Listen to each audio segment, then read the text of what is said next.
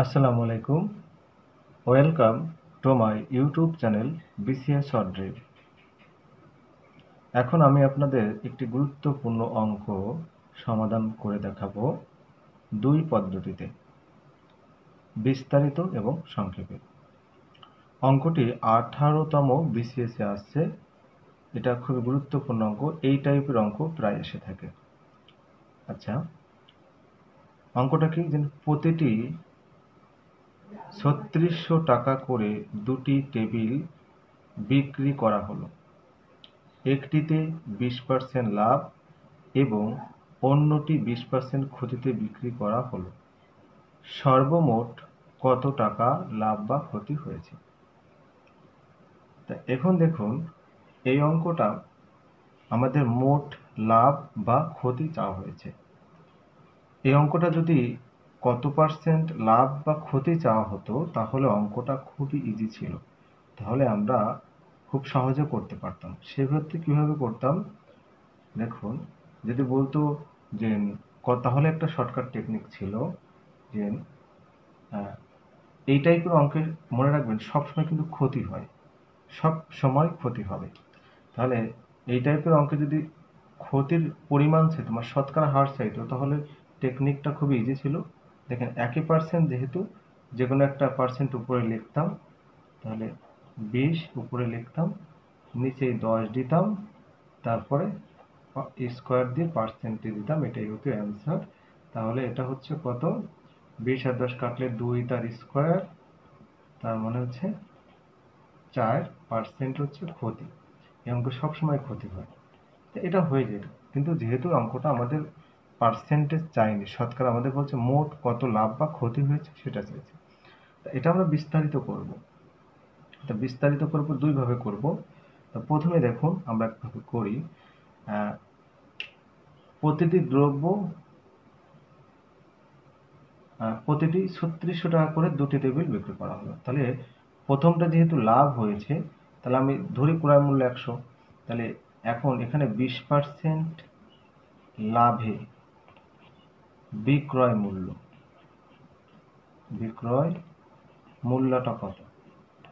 120 টাকা হবে, তাই না? 20% লাভে 120 টাকা হবে। ওই ইকোনমি আমি করে দেখালাম প্রথমেটা, যে এখানে 100, মানে এটা কি, মানে বিক্রি মূল্য, তাই না? আমাদের যেহেতু বিক্রয় মূল্য দেওয়া আছে, বিক্রয় মূল্য প্রথমে দিলাম, বিক্রয় মূল্য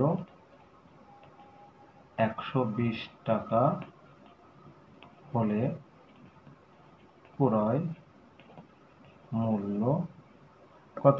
100 টাকা। আমাদের যেহেতু ক্রয় মূল্যটা বের করে, দুটো বিক্রয় মূল্য আমার আছেই।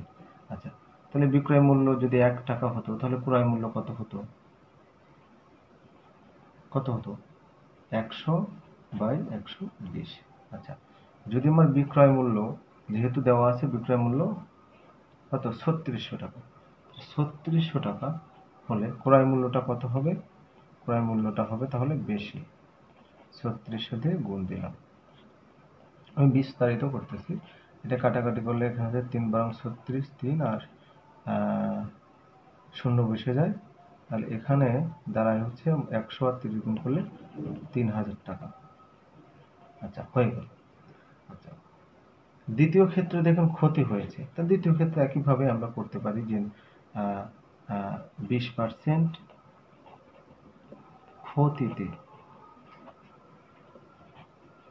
বিক্রয় মূল্য কত হবে?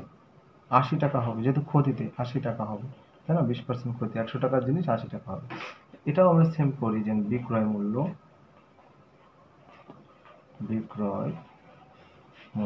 কত টাকা? যেহেতু বিক্রয় মূল্য দেওয়া আছে 80 টাকা হলে ক্রয় মূল্য হচ্ছে 100 টাকা। আচ্ছা, তাহলে বিক্রয় মূল্য 1 টাকা হলে ক্রয় মূল্য কত?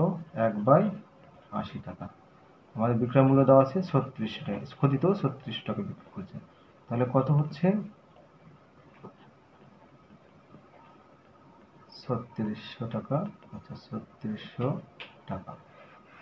তাহলে আমার দাঁড়াচ্ছে কত? আমরা যদি এটা যদি 20 দিয়ে কাটি, তাহলে এটা 5, আর এটা হচ্ছে 4, 4×9 = 36, তাহলে 900। 5×9 = 45, তার মানে 4,500 টাকা। তাহলে এখন আমার কি হয়েছে ব্যাপারটা হয়েছে যে এখানে আমাদের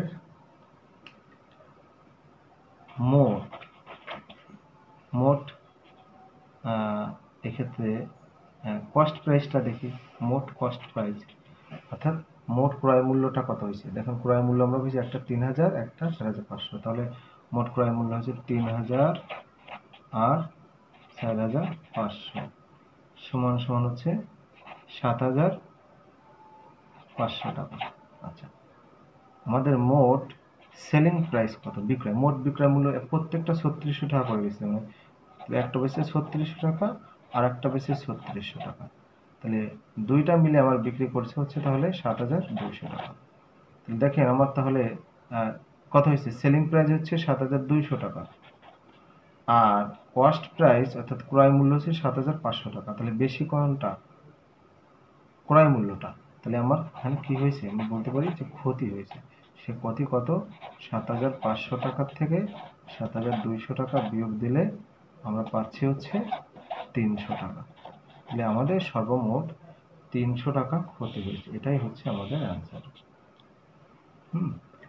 তাহলে ঐকিক নিয়মে আমরা সহজেই পারতে পারি এবং বুঝতে পারেন, যেহেতু আপনি সহজে বুঝবেন এই জন্য এটা করলাম, এবং এই অঙ্কে সবসময় ক্ষতি হয়। আচ্ছা, হ্যাঁ, যদি আমরা আরেকটু শর্টকাটে করতাম, তাহলে একটু শর্টকাটে করার চেষ্টা করি। শর্টকাটের চেষ্টা করে সেটা হচ্ছে ধরুন আমার প্রথম ক্ষেত্রে হচ্ছে আমার ক্রয় মূল্য X টাকা। তাহলে প্রথম ক্রয় মূল্য X টাকা করে, যেহেতু প্রথম ক্ষেত্রে লাভ হয়েছে, তাহলে লাভের ক্রয় মূল্যর 120%ই হচ্ছে কিন্তু বিক্রয় মূল্য। তাহলে বিক্রয় মূল্য কত, 3600 টাকা। এই একটা সমীকরণ আমরা করতে পারি সহজে, এই নিয়মটা ভালো।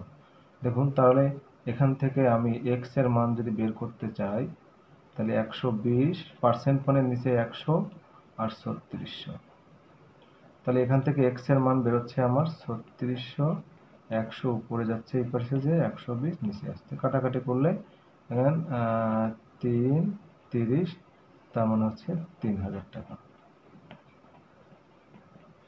আচ্ছা, দ্বিতীয় ক্ষেত্রে দেখুন, দ্বিতীয় ক্ষেত্রে যেহেতু ক্ষতি হয়েছে, দ্বিতীয় ক্ষেত্রে আমি ক্রয় মূল্য x ধরলাম। এখন যেহেতু ক্ষতি হয়েছে 20%, তাহলে ক্ষতি হওয়ার পরে ক্রয় মূল্যটা, তাহলে ক্রয় মূল্যের 80% মানেই তো বিক্রয় মূল্য, তাই না?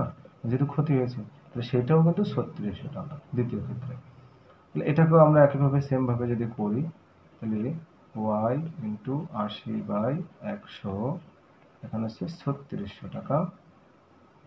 তাহলে আমরা এখানে y বের করতে পারবো, 3600, 100 উপরে যাবে, 80 নিচে আসবে, কাটাকাটি করেন, এখানে হচ্ছে 5 দিয়ে কাটলাম, আমরা 20 দিয়ে কাটলাম, এখানে 4 হলো, 4×9 = 36, 2 শূন্য, 4,500 টাকা। তাহলে এখানেও দেখেন আমার মোট কস্ট প্রাইস, যেটা কস্ট প্রাইসটা হচ্ছে কত, 3,000 টাকা আর হচ্ছে এই 4,500 টাকা, মোট টোটাল আসতেছে আমার 7,500 টাকা। আচ্ছা, সেলিং প্রাইস তো আগের মতোই বললাম যে 3600 টাকা, 3600 টাকা, 3600 টাকা, প্রত্যেকটা 3600 টাকা করে বিক্রি করা হয়েছে, তার মানে দুইটা হচ্ছে 7,200 টাকা। পার্থক্য কত, এই দুইটার পার্থক্য কত, পার্থক্য হচ্ছে এখানে তাহলে ক্ষতি হচ্ছে, দেখুন আমার সেলিং প্রাইসটা কম, তাহলে ক্ষতি হচ্ছে 300 টাকা, আগের মতো অঙ্কটাই। ঠিক আছে, এবার বিয়োগ করলে হয়ে যাচ্ছে।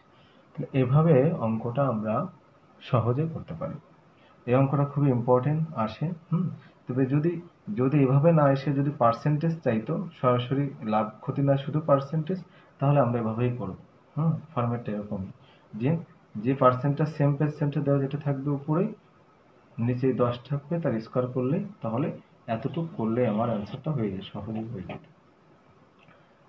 ঠিক আছে, আর যদি এই অঙ্কটাই আপনি করতে চান পার্সেন্টেজ করে, এভাবে না করে, তাহলে এখন পার্সেন্টেজ আপনি বের করতে পারবেন ওই সূত্র, ক্ষতির পার্সেন্টেজ কত, যদি আপনি ক্ষতির হার বের করতেন, তাহলে মোট ক্ষতি 300 টাকা হয়েছে, কত টাকায় ক্ষতি হয়েছে, এই ক্ষতি হয়েছে কত টাকায়, ক্রয় মূল্য ছিল 7,500 টাকা, 500 টাকা আর গুণ 100%, এভাবেও কিন্তু বের করা, যদি আপনার পার্সেন্টেজ চাইতো, তাহলে মোট ক্ষতির উপরে মোট ক্রয় মূল্য নিচে, এখন দেখেন পার্সেন্টেজ হয়ে যাচ্ছে। আপনি যদি এটাকে করেন 0,000 আর 75 দিয়ে যদি 300 কাটেন তাহলে 4, তাহলে এত 4% হতো। অর্থাৎ যদি পার্সেন্টেজ চাইতো তাহলে আমরা আর এক ধাপ বেশি করতে হতো ক্ষতিটা, আর সরাসরি পার্সেন্টেজ এভাবে সূত্র দিয়ে আমরা করতে পারতাম। যদি ভিডিওটি ভালো লাগে অবশ্যই লাইক, কমেন্ট, শেয়ার এবং সাবস্ক্রাইব করে পাশে থাকবেন। সবাইকে ধন্যবাদ। আল্লাহ হাফেজ।